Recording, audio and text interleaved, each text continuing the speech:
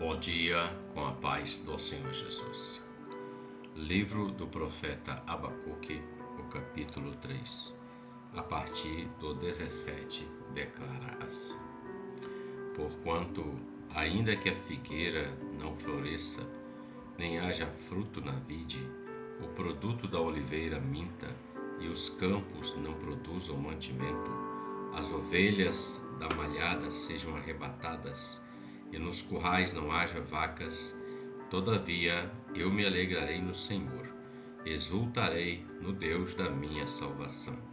Jeová, o Senhor, é minha força, e fará os meus pés como os das corças, e me fará andar sobre as minhas alturas, ou seja, em lugares altos.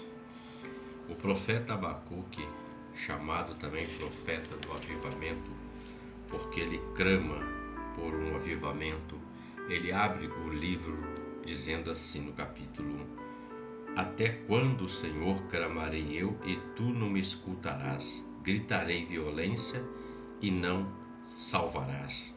Por que razão me fazes ver a iniquidade e ver a vexação? Porque a destruição e a violência estão diante de mim. Há também quem suscite contenda e litígio. Então ele vem expondo diante do Senhor questões acerca de situações que estavam acontecendo naquele tempo. E ele encerra o livro conforme nós lemos aqui: porquanto ainda que. Quando ele diz isso, ele está dizendo, há um momento de escassez. Ele fala que a figueira não floresça, ou seja, não vai dar o seu fruto. Ele fala que o produto da oliveira minta, ou seja, não haja mais. Que não haja ovelhas, que não haja mais vacas no curral. Ele está falando de um momento difícil na vida dele, um momento de escassez. E nesse momento, ele contemplando esse tudo, mesmo ele clamando diante de Deus, ele expressa algo que nós precisamos entender e ser como o profeta. Ele declara assim no verso 18: Todavia eu me alegrarei no Senhor, exultarei no Deus da minha salvação.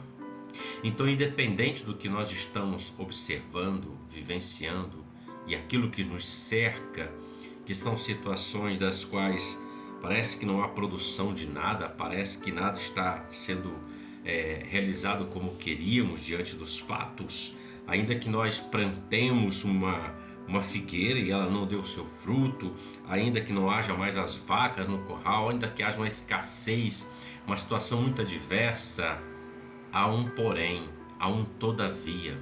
E esse todavia faz toda a diferença na vida daqueles que amam e servem ao Senhor. O profeta diz: Todavia eu me alegrarei no Senhor, exultarei no Deus da minha salvação. Quando Jesus entra no Getsemane, preste bem atenção nisso. Ele ora ao Senhor, ele ora ao Pai dizendo: Pai, se possível, passa de mim este cálice. Todavia seja feita a sua vontade e não a minha.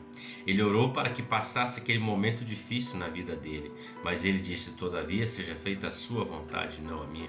Então sempre haverá um todavia na sua vida, e esse todavia significa a vontade de Deus sobre você e sobre mim, sabendo que no terceiro dia o Pai ressuscitou o seu filho. Ele entrou no Getsemane, ele desceu as ânsias da morte, mas ao terceiro dia ele saiu vencedor, sabendo que o profeta está dizendo aqui: todavia eu me alegrarei no Senhor, exultarei no Deus da minha salvação.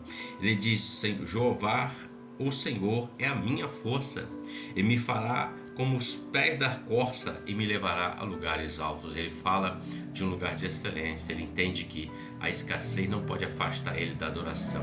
A escassez, a luta, a dificuldade não pode afastar ele daquele que é o Deus Todo-Poderoso, daquele que pode mudar o quadro da história da vida dele. Então, em nossos dias, em nossa vida, na sua vida, na minha, sempre haverá um todavia.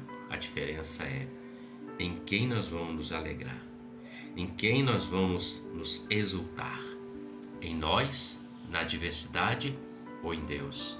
Eu digo para você a resposta sem medo de errar: exulte no Senhor, porque em meio a toda essa escassez, Ele vai te levar a um lugar alto. Esse lugar é o esconderijo do Altíssimo, onde a escassez não chega a você, onde o homem não chega, onde o adversário não chega, você estará guardado debaixo da mão poderosa do Senhor. Reflita sobre isso. Que Deus te abençoe e que você tenha um ótimo dia com a paz do Senhor Jesus. Amém?